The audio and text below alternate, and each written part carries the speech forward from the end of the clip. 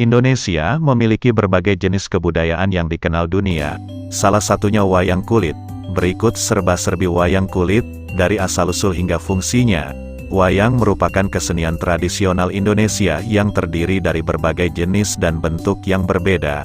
Wayang-wayang tersebut memiliki fungsi yang hampir serupa, yaitu sebagai media pendidikan, media hiburan, hingga media penyebaran ajaran agama.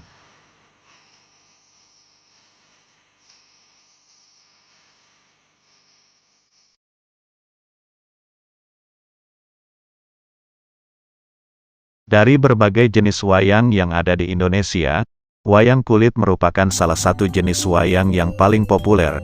Keberadaan wayang kulit bahkan telah diakui UNESCO sebagai Masterpiece of the Oral and Intangible Heritage of Humanity. UNESCO juga memasukkan wayang kulit ke dalam daftar warisan budaya tak benda untuk kategori Representative List of the Intangible Cultural Heritage of Humanity dengan judul The Wayang Puppet Theater.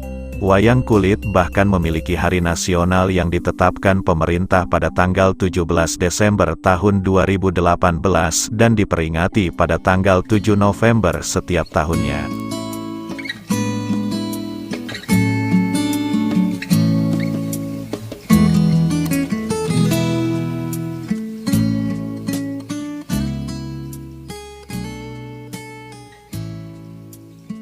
Mengenai asal-usul wayang kulit, sejumlah pendapat mengatakan wayang berasal dari India, tempat asal cerita Mahabharata dan Ramayana. Sebagian lainnya mengatakan bahwa wayang berasal dari Cina. Di sisi lain, terdapat pendapat yang mengatakan bahwa wayang merupakan ciptaan asli Indonesia khususnya Jawa. Hal ini dikaitkan dengan inisiasi dan penghormatan terhadap nenek moyang serta diperkuat dengan istilah-istilah teknis pementasan wayang yang khas bahasa Jawa. Sumber tertua tentang pertunjukan wayang berasal dari sebuah prasasti abad ke-9 pada masa Kerajaan Mataram kuno. Wayang kemudian terus berkembang pada masa Kerajaan Kediri dan berlanjut pada masa Kerajaan Majapahit hingga abad ke-15. Perkembangan wayang tersebut tercatat dalam karya-karya sastra, prasasti, dan berita-berita tertulis peninggalan kerajaan tersebut.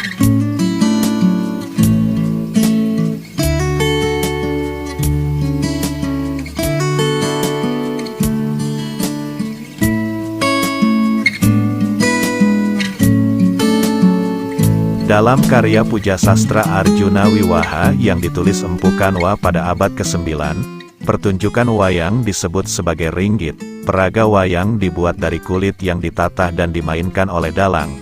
Namun karya Empu Kanwa tersebut tidak menerangkan bentuk wayang lebih lanjut. Wayang kemudian dikembangkan lebih lanjut oleh Prabu Jayabaya dari Kerajaan Kediri. Ia mulai membentuk wayang lebih realistis dengan muka 3/4, sedangkan bagian tangannya masih menyatu dan belum diberi engsel. Bentuk wayang pada masa Hindu ini sangat dekat dengan ikonografi yang terdapat pada relief-relief candi dan terus dikembangkan sampai sekarang.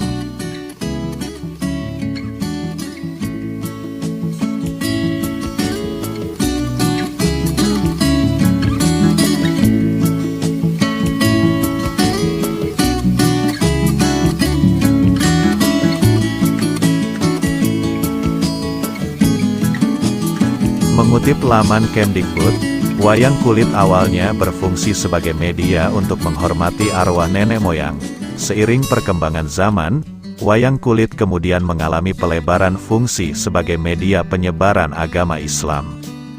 Pada era modern, wayang kulit bahkan dijadikan sebagai media propaganda politik. Meski demikian, pementasan wayang kulit sejatinya berfungsi untuk mengajarkan budi pekerti luhur, saling mencintai, menghormati, dan kadang diselipkan kritik sosial hingga adegan lucu dan menghibur.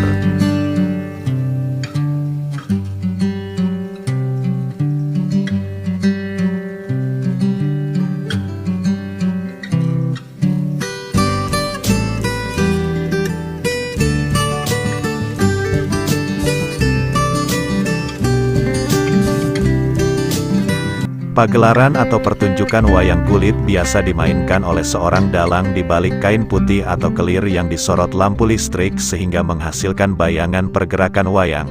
Dalang tersebut juga bertugas sebagai narator dari dialog para tokoh-tokoh pewayangan.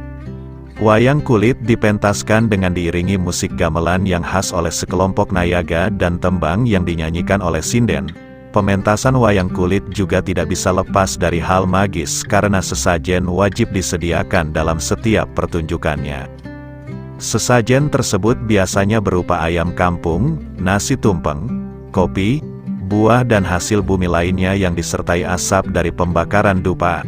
Seiring berjalannya waktu, banyak orang yang menganggap penyediaan sesajen sebagai suatu hal yang sia-sia. Oleh karenanya, kini banyak pementasan wayang kulit yang memberikan sesajen kepada penonton agar tidak terbuang sia-sia.